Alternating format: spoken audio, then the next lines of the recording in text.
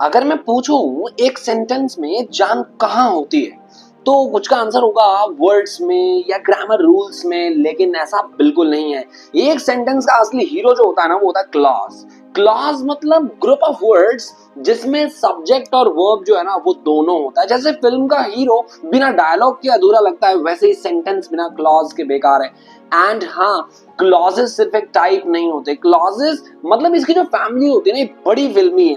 Dependent, independent, noun clause, adjective clause, adverb clause, तो बहुत सारी चीजें और सबकी अपनी अपनी स्टोरी है। तो इस वीडियो में हम सारे के सारे क्लॉजेस जो हैं वो स्कूल लेवल और कॉम्पिटिटिव लेवल सारी की सारी चीजें क्लियर करने वाले। वीडियो को एंड तक जरूर देखें ताकि क्लॉजेस को, सारे के सारे क्लॉजेस को आप जो है वो एम्पावर कर सकें और अपने ग्रामर में, अपनी राइटिंग में इसका इस्तेमाल कर सकें और एक बेहद बेहतर लेवल पर पहुंच सके। तो चलिए स्टार्ट करते हैं बिना देरी किए। दैट क्लॉजेस, सबसे पहले समझते हैं क्लॉजेस होते क्या है। तो क्लॉजेस जो है वो ग्रुप ऑफ वर्ड्स होते हैं। ध्यान रखिएगा, दो या दो से ज्यादा वर्ड्स का ग्रुप जिसमें क्या होना चाहिए, सब्जेक्ट और predicate. Predicate in the sense verb जो है ना वो होना चाहिए। ठीक है, प्रेडिकेट में वर्ब होना ही चाहिए। सब्जेक्ट और वर्ब का कॉम्बिनेशन, यानी जब सेंटेंस में सब्जेक्ट और वर्ब हो, दो या दो से ज्यादा वर्ड्स में जब सब्जेक्ट और वर्ब बने और वो एक कंप्लीट फॉर्म बनाए, तो कभी कभी ऐसा होता है कि ये कंप्लीट फॉर्म बनाते भी हैं और कभी कभी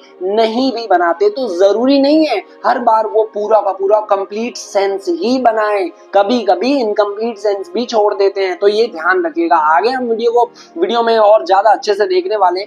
तो फर्स्टली इतना समझिए क्लॉज क्या होता है। तो क्लॉज होता है ग्रुप ऑफ वर्ड्स जिसमें सब्जेक्ट और वर्ब का कॉम्बिनेशन हो।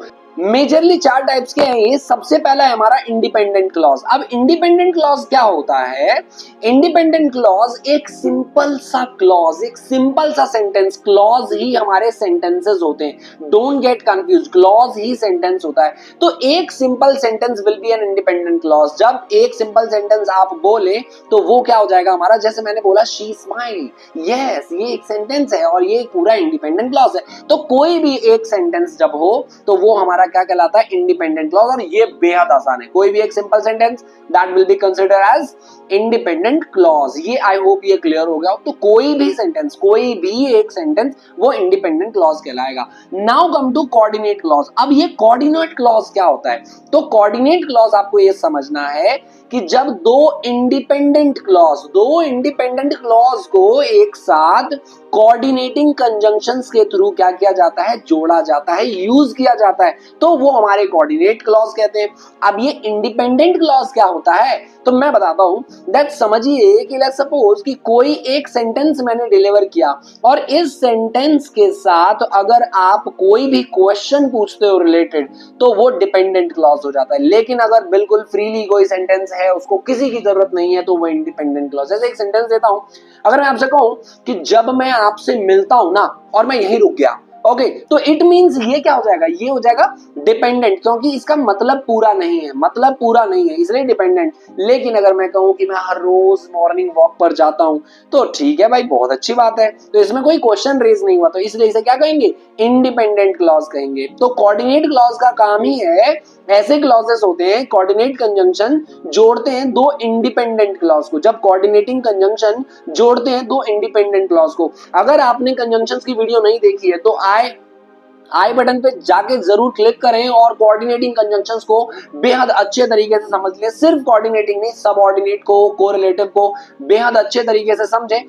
तो चलिए आगे देखते हैं कि कौन से कोऑर्डिनेटिंग कंजंक्शंस होते हैं जिनके थ्रू ज्वाइन किए जाते हैं। तो ये हमारे फैन बॉयज, एफ से फॉर, ए से एंड, एन से नॉर, बी से बट, ओ से और, वाई से येट, एस से सो, ये सातों के सातों जो है ना वो कंजंक्शन कोऑर्डिनेटिंग कंजंक्शंस। और जब भी दो सेंटेंसेस के बीच में इनका इस्तेमाल किया जाता है, दो सेंटेंसेस के बीच में इनका इस्तेमाल किया जाता है, तो वो हमारे कोऑर्डिनेटिंग क्लॉज कहलाएंगे। आई होप ये क्लियर हो।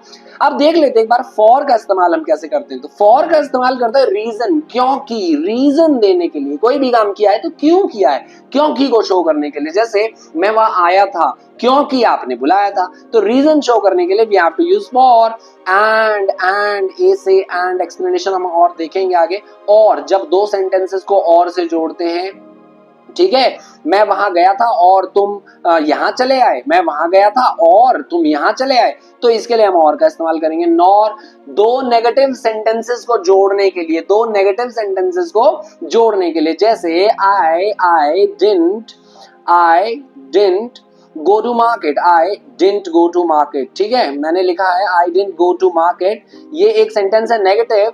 अब इसी में दूसरा अगर नेगेटिव आपको जोड़ना है तो नॉर का इस्तेमाल करके होगा, जैसे नॉर डिड शी, यानी वो भी नहीं गई थी, वो भी नहीं गई थी, मैं भी मार्केट नहीं गया था, वो भी नहीं गई थी। तो नॉर का इस्तेमाल हेल्पिंग वर्ब से पहले हो जाता है, ये ध्यान रखिएगा, nor did she, nor did she, nor am I, तो कुछ भी ऐसा हो सकता है, ठीक है, तो ये ध्यान रखिएगा। अब बी का यूज किया जाता है लेकिन के लिए, लेकिन ये ध्यान रखिएगा, मैं वहां गया था लेकिन आप तो थे ही नहीं, ओ चॉइस के लिए, तुम ये कर सकते हो या फिर ये कर सकते हो, तो और का यूज किया जाता है ओ से, वाई से येट मतलब फिर भी। आप हिंदी सेंस जो है ना, you have to write down, you need to write down, आप लिख लें हिंदी सेंस, ताकि हिंदी सेंस से क्या होता है, हम इजिली कनेक्ट कर पाते हैं सेंटेंसेस को, ओके। तो वाई जो है, वाई से जो है येट इसका मतलब है फिर भी, लाइक मैं बीमार था, I was ill, yet I came to receive you, फिर भी मैं आया था आपको रिसीव करने, पिक करने, वहां से लेने आया था, तो येट का यूज फिर भी के लिए होगा। एस यानी सो मतलब इसीलिए, जब आपको रिजल्ट दिखाना हो, ठीक है, आपको रिजल्ट दिखाना हो तो सो इसीलिए, ठीक है। तो आई होप ये क्लियर हो गया हो सारे के सारे, सातों के सातों, और इसके थ्रू सेंटेंसेस भी आप फ्रेम करें तो आपको और ज्यादा अच्छे से समझ में आ जाएगा। जैसे एक दो सेंटेंस देख लेते हैं, दो independent clauses joined by but, अब किसमें, इसमें, तो शी वाज टायर्ड, वो बहुत ज्यादा थकी हुई थी, लेकिन बट शी केप्ट वर्किंग, वो काम करती रही थी, वो काम करती रहती थी, काम करती रही, ठीक है, बट। और ऑलवेज रिमेंबर कि कभी भी जब हम कोऑर्डिनेटिंग कंजंक्शन का यूज करते हैं तो उससे पहले हमें कॉमा का इस्तेमाल करना पड़ता है, कॉमा का इस्तेमाल करना पड़ता है। अगर आपने कॉमा का इस्तेमाल नहीं किया तो ये हो जाएगा हमारा गलत सेंटेंस कंसीडर, ठीक है। तो अब दूसरा देखते हैं, ही कुक्ड डिनर, उसने डिनर बनाया, and she cleaned the dishes, और उसने बर्तन को साफ कर दिया, तो दोनों ने अलग अलग काम किया, इसने ये किया और इसने ये किया, तो दो चीजों को एडिशन यानी जोड़ने के लिए हम एंड का इस्तेमाल करेंगे और के सेंस में, ओके। तो इसका स्ट्रक्चर आपको पता चल ही गया होगा, इंडिपेंडेंट क्लॉज एंड फिर coordinating clause, sorry coordinating conjunction, और उससे पहले हम कॉमा लगाते हैं, and then independent clause. Now come to अलग, मतलब ये देख लेते हैं एक बार कि टाइप्स ऑफ कोऑर्डिनेशन में हम कैसे इस्तेमाल करते हैं। एडिशन जब देना हो, एंड यानी एक काम तो कर लिया और ये भी काम किया, मैंने ये काम किया और ये काम किया।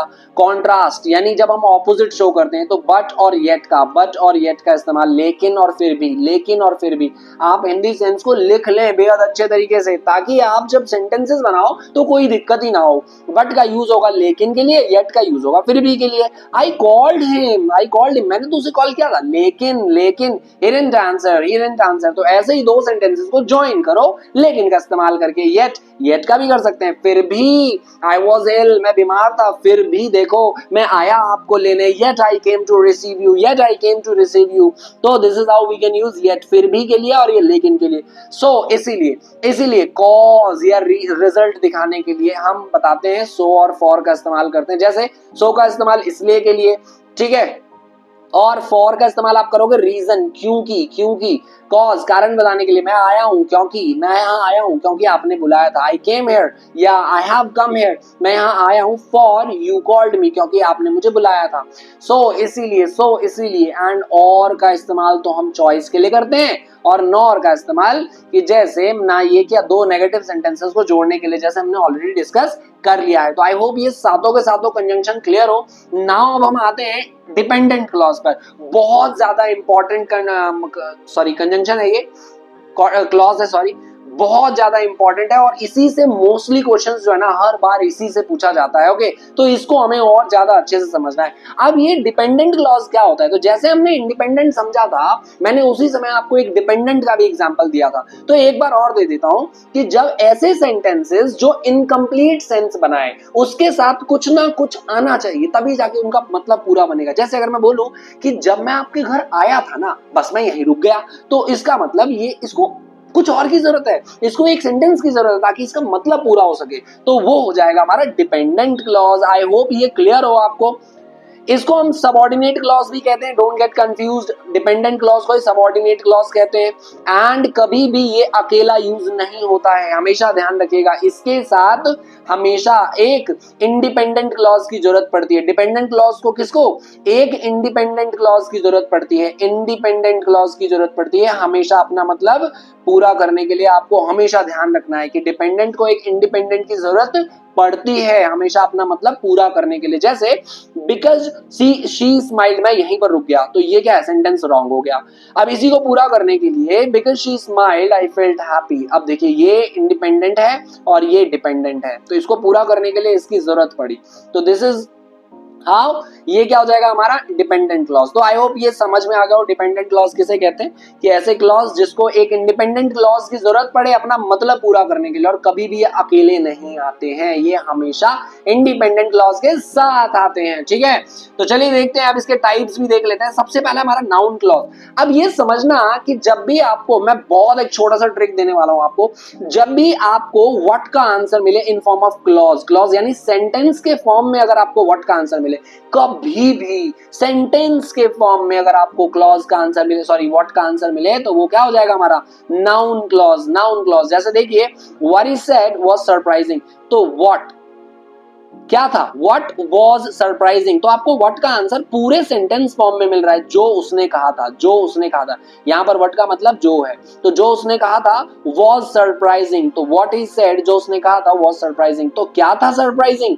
देखो क्या का आंसर मिल रहा है। एक बार मैं और कह रहा हूं आपको, नहीं कि व्हाट का आंसर हमें हमेशा मिलता है नाउन क्लॉज में, व्हाट का आंसर ही मिलता है हमेशा नाउन क्लॉज में। What he said was surprising. Now come to the next one. I know that he is honest. मुझे पता है, मैं जानता हूँ। I know, क्या जानता हूँ? क्या जानता हूँ? तो that he is honest, तो what का आंसर आपको मिला है, तो ये क्या हो जाएगा हमारा? नाउन क्लॉज हो जाएगा। My belief, मेरा जो भरोसा है, is किस पे है? क्या है मेरा भरोसा? मेरा भरोसा क्या है? मेरा भरोसा है कि that she will come, तो आई होप ये आपको क्लियर हो गया हो। व्हाट का आंसर ही आपको मिलेगा नाउन क्लॉज में। ठीक है, हमेशा ध्यान रखिएगा। अब ये नाउन क्लॉज सब्जेक्ट के फॉर्म में भी हो सकता है, ऑब्जेक्ट के फॉर्म में भी हो सकता है, और कॉम्प्लीमेंट के फॉर्म में भी हो सकता है। सब्जेक्ट यानी जब ये सब्जेक्ट के प्लेस पर आपको पूरा का पूरा क्लॉज मिले, यानी वो पूरा का पूरा क्लॉज जो है वो एज ए सब्जेक्ट काम कर रहा होगा। ऐसे यहाँ पर पूरा का पूरा क्लॉज जो है वो एज एन ऑब्जेक्ट काम करेगा, एज एन ऑब्जेक्ट काम करेगा। इसको मिटा देते हैं, एज एन ऑब्जेक्ट काम करेगा। जैसे that he is honest, I know, क्या जानता हूं मैं, तो ये पूरा का पूरा ऑब्जेक्ट है, क्योंकि वर्ब को फॉलो कर रहा है। वर्ब को फॉलो करने वाला ऑब्जेक्ट होता है, तो ऑब्जेक्ट में क्लॉज है, इसीलिए ऑब्जेक्ट के फॉर्म में नाउन क्लॉज हो सकता है। ठीक है, now come to my belief. अब ये जो बिलीफ है ना, बिलीफ ही ये है, मेरा बिलीफ क्या है? दैट शी विल कम, इसलिए कॉम्प्लीमेंट होता है। अगर सब्जेक्ट के बारे में ही लास्ट में एडिशनल इंफॉर्मेशन दे दी जाए तो उसका कॉम्प्लीमेंट बन जाता है। ठीक है, तो आई होप ये क्लियर हो। तो बेसिकली आपको ये समझना है, नाउन क्लॉज का आंसर आपको व्हाट में मिलेगा in form of clause, clause के फॉर्म में व्हाट का आंसर मिलेगा। Now next is adjective. अरे वाह, एडजेक्टिव बड़ा सुहाना है, मधुर है। मतलब एडजेक्टिव से आसान तो ग्रामर में कुछ नहीं है। एडजेक्टिव इज समथिंग कि नाउन को मॉडिफाई करता है, नाउन या प्रोनाउन के बारे में बता देता है बस। तो आप ये समझिएगा, अगर नाउन और प्रोनाउन के बारे में कोई वर्ड बताता है, कोई वर्ड, तो वो सिर्फ एडजेक्टिव होगा। लेकिन अगर नाउन और प्रोनाउन के बारे में कोई दो या दो से ज्यादा वर्ड्स बताते हैं, ग्रुप बताते हैं, ठीक है, तो वो फ्रेज में आ जाएगा। लेकिन नाउन और प्रोनाउन के बारे में अगर कोई सेंटेंस ही बता रहा है, पूरा क्लॉज ही बता रहा है, तो वो क्या हो जाएगा हमारा? वो होगा हमारा एडजेक्टिव क्लॉज। ठीक है, चलिए इसको देखते हैं एग्जांपल। द मैन, अब ये मैन के बारे में देखो, मैन के बारे में पूरा का पूरा, the man who lives next door, ये पूरा का पूरा इस मैन को डिनोट कर रहा है, मैन को मॉडिफाई कर रहा है। Is a doctor, man is a doctor, man is a doctor, और मैन के बारे में बता रहा है who lives the next door, तो ये हो गया हमारा एडजेक्टिव क्लॉज। द रीजन, अब ये देखो रीजन के बारे में ही है, reason why I came, the reason, अब ये रीजन है, ये पूरा रीजन के बारे में बता रहा है कि मैं आया हूं, इज पर्सनल। तो रीजन को ही क्या कर रहे हो? इलाबरेट कर रहे हैं, बता रहे हैं, एक्स्ट्रा बता रहे हैं। आई होप ये क्लियर हो। Next is adverb clause. अब एडवर्ब जो है ना, वो ध्यान रखना, कभी भी आपको व्हेन, वेयर, हाउ, व्हाई इसका आंसर मिले, व्हेन, वेयर, हाउ, व्हाई का आंसर मिले, व्हेन, वेयर, हाउ, व्हाई का आंसर मिले, और ये भी एडिशनल ले लीजिए, प्लस टू व्हाट एक्सटेंट, कहां तक, कितना, ठीक है, और किस सिचुएशन में। अगर आपको इन सभी का आंसर मिल रहा है, स्पेशली मेजर 4 है, व्हेन, वेयर, व्हाई, हाउ, अगर आपको इसका आंसर मिले किसमें, एक क्लॉज में, एक सेंटेंस में, तो वो क्या हो जाएगा, हमारा एडवर्ब क्लॉज हो जाएगा। जैसे आपको एग्जांपल्स भी देता हूं, लेकिन उससे पहले कुछ समझते हैं कि कुछ ऐसे वर्ब्स हैं, कुछ ऐसे एडवर्ब्स हैं जो टाइम को शो करते हैं। तो टाइम को शो करने वाले जैसे जब हो गया, while, before, after, since, until, ये कुछ ऐसे वर्ड्स हैं जो आपको शो करने, मतलब मिलेंगे आपको सेंटेंस में, जो टाइम को दर्शाते हैं। रीजन, कारण को दर्शाने वाले, बिकॉज, क्योंकि, सिंस, ये सब सारे ऐसे ही हैं। सबसे कारण शो किया जा सकता है, रीजन शो किया जा सकता है, क्योंकि मैंने डिसाइड कर रहे, मैं आया था, सिंस यू हैव डिसाइडेड, आपने डिसाइड कर लिया इसलिए मैं आया था। तो मेरे आने का रीजन क्या है, तो मैंने सिंस का इस्तेमाल किया। तो आप ऐसे ही सिंस का इस्तेमाल, बिकॉज का इस्तेमाल और एज का इस्तेमाल कॉज या रीजन बताने के लिए कर सकते हैं, इनमें से कोई एक। कंडीशन, अब शर्त रखने के लिए आप इफ, अनलेस, प्रोवाइडेड दैट। अगर कंडीशनल की वीडियो अगर आपने नहीं देखी है, तो कंडीशनल की वीडियो आप जाके देखें, उसमें सारे के सारे कंडीशनल्स मैंने मेंशन किए हैं और आपको जबरदस्त तरीके से सारा का सारा जो है वो क्लियर हो जाएगा। आई होप ये चीजें क्लियर हो रही हो आपको। नेक्स्ट हम देखते हैं कॉन्ट्रास्ट। कॉन्ट्रास्ट क्या होता है, जो ऑपोजिट चीजें शो करे। जैसे मतलब मैंने तो उसे बताया था हालांकि वो नहीं आया, मैंने तो बुलाया था लेकिन वो नहीं आया, मैंने तो बुलाया था हालांकि वो नहीं आया। तो हालांकि के लिए हम इसका इस्तेमाल करते हैं। पर्पस, उद्देश्य, रीजन शो करने के लिए। क्यों, उद्देश्य क्या है भाई, मैं वहां गया था, क्यों, in order that, so that, ताकि मैं उसे बुला सकूं, मैं वहां गया था ताकि मैं उसे बुला सकूं। आई होप ये क्लियर हो। ये सब सारे सबऑर्डिनेटिंग कंजंक्शंस में आते हैं। तो अब हम एडवर्ब क्लॉज देखते हैं। आई लेफ्ट, मैं चला गया, क्यों चला गया, व्हाई, क्योंकि आई वाज टायर्ड। तो देखिए व्हाई का आंसर मिल रहा है, मैंने आपको पहले कहा था व्हाई, व्हेन, वेयर, हाउ, इन सब का आंसर मिलेगा। तो जिस भी चीज में इसका आंसर मिले वो पूरा का पूरा क्या हो जाएगा, एडवर्ब क्लॉज हो जाएगा। When you study you will pass, अच्छा यू विल पास, कब, कब, जब आप पढ़ते हो, जब आप पढ़ते हो, जब आप पढ़ते हो। तो व्हेन का आंसर मिला, तो आपको ये क्या हो गया, हमारा एडवर्ब क्लॉज हो गया। आई हैव गॉन ऑलरेडी, अब मैं चला गया हूं, कहां चला गया हूं, where he is right now, जहां पर वो है, जहां पर वो है। मैं चला गया हूं या मैं भाई निकल गया हूं, जहां पर वो है, जहां पर वो है। तो वेयर का आंसर आपको मिल रहा है, तो ये हमारा क्या हो जाएगा, एडवर्ब क्लॉज। तो जब भी गांठ बांध लीजिए, नाउन क्लॉज में व्हाट का आंसर मिलेगा, एडजेक्टिव क्लॉज में नाउन के बारे में ही बताएगा पूरा का पूरा सेंटेंस में।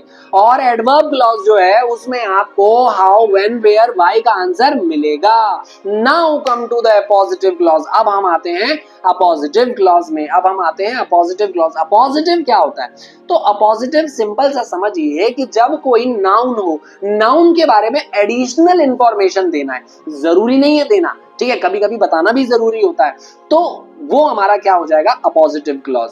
जैसे कुछ हम देखते हैं, जैसे मैंने यहां बोला है my car which I bought last year, जो मैंने खरीदा था, यानी मैंने गाड़ी के बारे में एडिशनल इंफॉर्मेशन दे दी मैंने। माई कार कॉमा लगाते हैं, बड़ी बात ये, my car which I bought last year is red, यानी मेरी गाड़ी जो है ना वो रेड कलर की है। अब मैंने मेरी गाड़ी के बारे में एडिशनल इंफॉर्मेशन दे दिया, तो वो अपोजिटिव क्लॉज कहलाता है। तो अपोजिटिव भी दो तरह के होते हैं, एक होता है रेस्ट्रिक्टिव और एक होता है नॉन रेस्ट्रिक्टिव। रेस्ट्रिक्टिव जो एसेंशियल है, जो एसेंशियल है, और एसेंशियल में कॉमा लगाना नहीं जरूरी है, कॉमा नहीं लगाते हैं एसेंशियल में। लेकिन नॉन एसेंशियल में जो जरूरी नहीं है ना चीज, मतलब फालतू में ही बोल दिया उसने, उसको जरूरत नहीं थी बोलने की, लेकिन फिर भी जबरदस्ती तरीके से उसने बोल दिया, तो वहां पर हम कॉमा जरूर लगाते हैं। लेकिन जहां पर जरूरी है बोलना, एसेंशियल है, वहां पर कॉमा नहीं लगाते। जैसे the book that you gave me is amazing, the book that you gave me is amazing. और पॉजिटिव क्लॉज जो है वो भी नाउन क्लॉज की तरह ही काम करता है, ये आप ध्यान रखिएगा, ठीक है। तो द बुक क्या, the book that you gave me. अब बुक के बारे में मैंने एडिशनल इंफॉर्मेशन दिया है, बुक के बारे में एडिशनल इंफॉर्मेशन, बुक कहाँ है, बुक इज अमेजिंग, भाई किताब जो है ना वो अमेजिंग है। अब ये किताब कौन सी, जो आपने मुझे दी थी, ये बताना जरूरी था, ठीक है। इसको आगे देखते हैं। जैसे अब मैंने बोला माई कार, ये तो हमने देख लिया, कॉमा लगाना है, ये चीज बतानी जरूरी नहीं थी, जो मैं लास्ट ईयर खरीदा था, आपसे किसी ने पूछी नहीं है कब खरीदा है, ठीक है।